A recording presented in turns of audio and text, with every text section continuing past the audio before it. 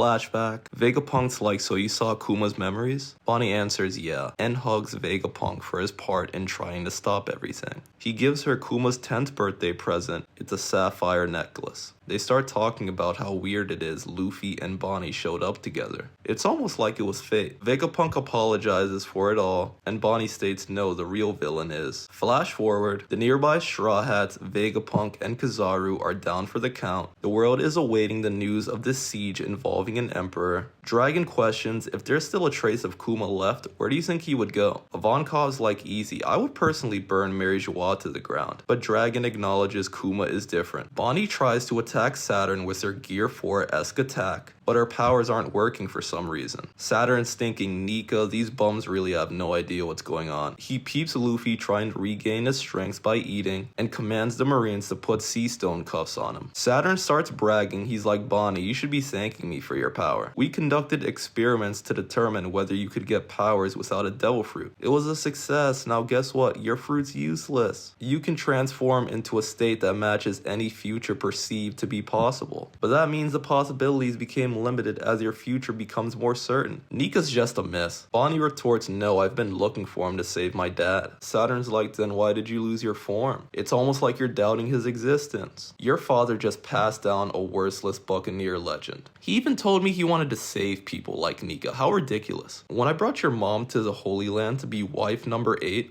Excuse me, I have to go and vomit.